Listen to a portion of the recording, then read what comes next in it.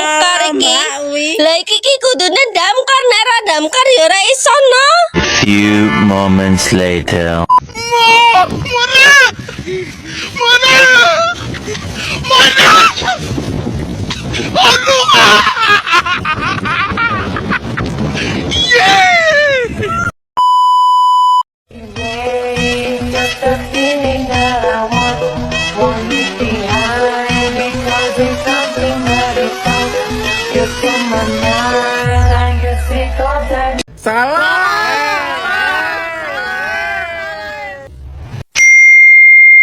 I'm okay. I'm fine. Kincana, Kincana, ting, ning, ning, ning, ning. Ku menahan rasa sakit, rasa sakit. Few moments later.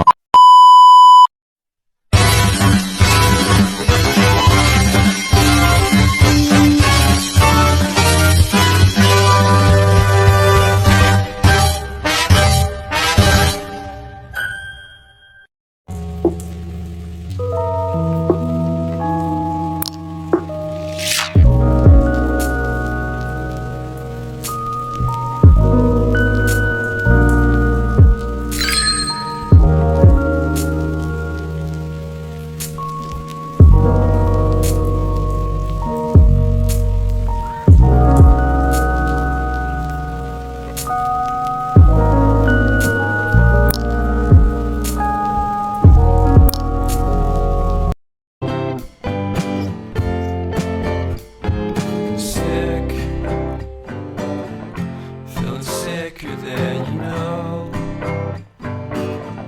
Killed a bird without a stone. Taught the dog to throw a bone.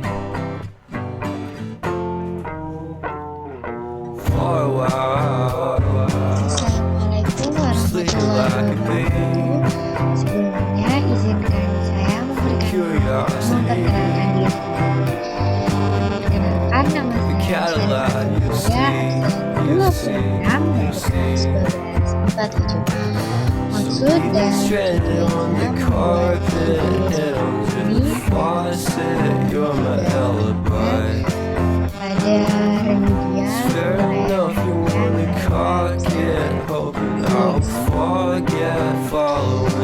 kita akan membahas sel elektrolisis. Apa sih elektrolisis itu? Sel elektrolisis adalah reaksi yang mengubah energi listrik menjadi energi kimia. Sel ini merupakan sel elektrokimia yang digunakan untuk mendorong reaksi redoks non-spontan lewat penerapan energi listrik. Ingat, non-spontan. Selanjutnya ada prinsip kerja pada sel elektrolisis. Prinsip kerja sel elektrolisis adalah menghubungkan kutub negatif dari sumber arus searah ke katode dan kutub positif ke anoda, sehingga terjadi overpotensial yang menyebabkan reaksi reduksi dan oksidasi tidak spontan dapat berlangsung. Elektron akan mengalir dari katode ke anoda. Ion-ion positif akan cenderung tertarik ke katode dan tereduksi, sedangkan ion-ion negatif akan cenderung tertarik ke anoda dan teroksidasi.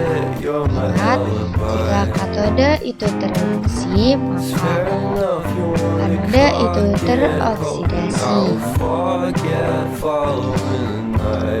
Katode itu positif, anoda itu negatif. Selanjutnya ada rangkaian pada sel elektrolisis seperti sebagai sumber arus. Terus yang diisi dengan larutan elektrolit biasanya berupa larutan garam. Lalu selanjutnya ada diingat kembali komponen yang ada dalam sel elektrolisis adalah elektroda, yaitu anoda dan katoda, elektrolit, dan juga sumber listrik. Selanjutnya ada reaksi tak spontan. Jika pada sel volta itu reaksi spontan, pada sel elektrolisis ini reaksi tidak spontan. Reaksi tidak spontan yaitu reaksi yang tidak dapat produksi unsur-unsur di sebelah kanannya dan potensial sel yang dihasilkannya bertanda negatif dan tidak instan secara bersambung. Contohnya adalah reaksi antara logam Zn dengan larutan tembaga menjadi Zn plus Cu menjadi Zn2 plus Cu. Sementara itu, reaksi kebalikannya yang tidak terjadi, yaitu Cu plus Zn menjadi Cu plus Z. Tidak ada reaksi. Jadi dibalik, kalau yang spontan itu yang di atas, yang tidak spontan itu yang di bawah. Oleh karena itu dapat dikatakan bahwa kebalikan dari reaksi spontan adalah tidak spontan. Tidak spontan. Selanjutnya pada sel elektrolisis ini ada hukum Faraday. Hukum Faraday itu ada dua, yaitu yang pertama ada hukum Faraday 1. Hukum Faraday 1 itu berbunyi massa zat yang dilepaskan selama elektrolisis berbanding lurus dengan jumlah listrik yang digunakan, yang didapatkan rumus W sama dengan E kali I P per 9 dibagi 96 rumus. W itu massa zat garam, massa zat yang satuannya gram. T itu ada muatan listrik, T itu adalah waktu, itu arus. Jadi itu bunyi dari hukum Faraday 1. Selanjutnya ada hukum Faraday 2 yang berbunyi massa zat yang dilepaskan pada elektrolisis berbanding lurus dengan massa ekuivalen zat itu, yang didapat rumus W1 dibagi W2 sama dengan I1 dibagi W2. Ini sama dengan arus listrik dan Faraday ya, yaitu arus listrik yang biasa satuannya yaitu massa ekuivalen. Cara menentukan E-nya itu yaitu AR dibagi dengan jumlah elektronnya. Selanjutnya ada aplikasi dalam kehidupan sehari-hari. Yang pertama ada produksi logam. Elektrolisis digunakan secara luas dalam industri untuk produksi logam murni. Misalnya, sel elektrolisis dapat digunakan dalam proses pemurnian logam seperti aluminium, tembaga, zen, dan nikel. Proses ini memungkinkan pemisahan logam dari senyawa mereka dan menghasilkan logam murni yang dapat digunakan dalam berbagai aplikasi industri. Yang kedua, ada poin aplikasi dalam kehidupan sehari-hari, yaitu ada produksi klorin dan sodium hidroksida. Sel elektrolisis juga digunakan dalam industri kimia untuk memproduksi klorin atau C2 dan sodium hidroksida atau NaOH melalui elektrolisis larutan natrium klorida atau NaCl. Reaksi ini dikenal sebagai proses klor alkali. klorin dan sodium hidroksida adalah bahan kimia penting yang digunakan dalam berbagai industri, termasuk industri pulp dan kertas, industri petrokimia, dan pengolahan air. Poin yang ketiga dalam aplikasi sel elektrolisis dalam kehidupan sehari-hari yaitu produksi hidrogen. Sel elektrolisis juga digunakan untuk menghasilkan gas hidrogen atau H2. Hidrogen sendiri adalah bahan bakar bersih yang dapat digunakan sebagai sumber energi alternatif. Sel elektrolisis air digunakan untuk memisahkan air menjadi hidrogen dan oksigen. Dengan hidrogen yang dihasilkan dapat digunakan dalam berbagai aplikasi seperti pembangkit listrik, bahan bakar transportasi, serta industri kimia. Poin keempat, aplikasi sel elektrolisis dalam kehidupan sehari-hari yaitu pengelektrolisisan air. Sel elektrolisis air juga digunakan dalam aplikasi sehari-hari seperti pada pengisian baterai. Misalnya, pengisian baterai dalam mobil listrik menggunakan sel elektrolisis air yang fungsinya untuk menghasilkan hidrogen yang digunakan dalam proses pengisian baterai. Poin kelima ada pencelupan logam, yaitu sel elektrolisis juga digunakan dalam proses pencelupan logam. Misalnya dalam industri galvanisasi, sel elektrolisis digunakan untuk melapisi logam dengan lapisan pelindung seperti seng atau krom. Proses ini melibatkan penggunaan sel elektrolisis untuk mengendapkan logam pelindung pada permukaan logam yang akan dilapisi.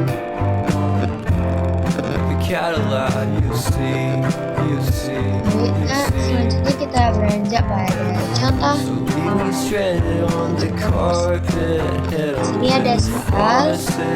Tulislah reaksi elektrolisisnya dari larutan Na2SO4. Jadi pada soal ini kita harus menentukan dulu reaksi ionisasinya. Itu di sini ditemukan NaSO4 menjadi 2Na plus ditambah SO4 2-nya. Nah, di sini ditentukan dulu yang katoda siapa, kanoda siapa. Di sini ditemukan NaSO4-nya itu menuju ke katoda, sedangkan 2Na plus dan SO4 2- itu menuju ke anoda. Setelah itu pindah dengan reaksi elektrolisis, yaitu ditentukan dulu katodanya. Jadi di sini katodanya sama dengan 2H2O ditambah 2 elektron menjadi 2OH- ditambah H2. Karena di sini ada larutan H2O maka dikali 2. Terus anodanya sama dengan 2H2O menjadi 4H plus ditambah 4 elektron ditambah O2 ditambah 6H2O. Jadi di sini dijumlahkan dan ditambahkan, maka memperoleh hasil 6H2O menjadi O2 ditambah 2H2 ditambah 4OH- ditambah 4H plus. Selanjutnya ada contoh nomor 2. Sini ada soal, hitunglah massa perak yang dapat dibebaskan oleh arus 10 ampere yang dialirkan selama 5 menit ke dalam larutan AgNO3 yang diperoleh AR Ag-nya sama dengan 108. masuk hukum Faraday 1. Jadi di sini menggunakan rumus W sama dengan E kali I dikali T dibagi 96.500. Terus di sini ditentukan dulu E-nya. Jadi kita hitung dulu E. Rumus E-nya, mencari E itu AR plus N sama dengan AR-nya 108, N-nya itu 1. Jadi 108. Ini typo sedikit ya Ibu. 108 harusnya. Lalu disubstitusi ke rumus hukum Faraday 1, yaitu W sama dengan E dikali I dikali T dibagi 96.500. Jadi E-nya itu 108, I-nya atau arusnya itu 10, T-nya atau waktunya itu kan dari 5 menit dirubah jadi sekon, jadi detik, jadi 300. Jadi 10 kali 300 dibagi 96.500 dengan 108. 10 kali 300 3000. Jadi 108 kali 3000 dibagi 96.500. Jadi sama dengan 3,36 gram. Ini yang setengah lupa dihapus. Nah, jadi hasil akhirnya itu 3,36 gram. Untuk hukum Faraday itu satuannya berupa gram. Jadi hasil akhirnya itu gram, 3,36 gram. Selanjutnya ada contoh yang ketiga. Sini ada soal tulislah reaksi elektrolisisnya dari larutan MgCl2. Seperti yang sebelumnya, dicari dulu energi ionisasinya. Di sini didapatkan MgCl2 sama dengan menjadi Mg2 plus ditambah 2 Cl-min. Ditentukan dulu mana yang ke katoda, mana yang ke anoda. Sini ditemukan MgCl2-nya ke katoda, Mg2 plus 2 Cl-min-nya ke anoda. Lalu disubstitusi ke reaksi elektrolisis. Temukan dulu. Di sini termasuk katoda yaitu Mg. Jadi Mg2 plus ditambah 2 elektron menjadi Mg. Lalu anodanya di sini terdapat Cl. Jadi anoda sama dengan 2 Cl- menjadi Cl2 ditambah 2 elektron. Lalu setelah itu dijumlahkan, ditambahkan, dan hasil akhirnya itu ditemukan Mg2 plus ditambah 2 Cl- menjadi Mg plus Cl2.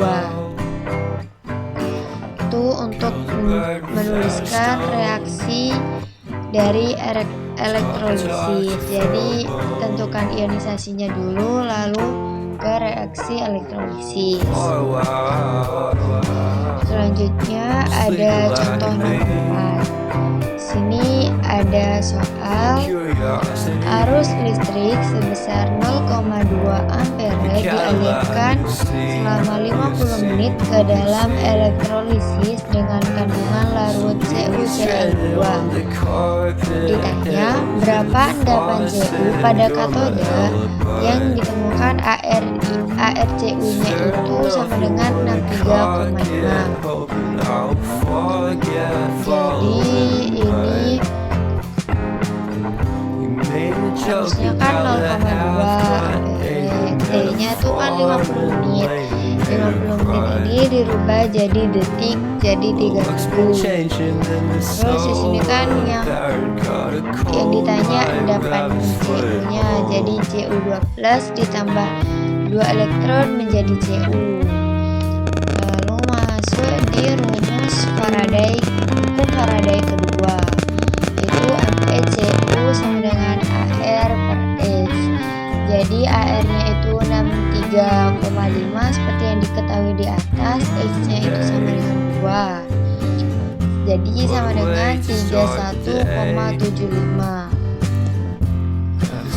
Lalu masuk di rumus Faradaynya, yaitu G sama dengan 1/96.500 dikali 0,2 0,2-nya ini dari arusnya ya, dan 3000 ini dari waktu atau T-nya, 31,75 ini dari hasil FeCU-nya. Setelah lalu dijumlahkan dan memperoleh hasil akhir itu 0,197 gram. Ingat, hukum Faraday itu satuannya gram. Jadi hasil akhirnya itu 0,197 gram. Selanjutnya ada di contoh terakhir, yaitu contoh nomor 5. Di sini ada soal, tulislah reaksi elektrolisis berikut dari larutan NaCl. Seperti yang sebelumnya, di sini ditentukan dulu reaksi ionisasinya. Di sini reaksi ionisasinya NaCl menjadi Na+ ditambah Cl-. Ditentukan mana yang ke katoda, mana yang ke anoda. Di sini yang ke katoda NaCl, yang termasuk anoda itu Na+ dan Cl-. Lalu disubstitusi ke reaksi elektrolisis.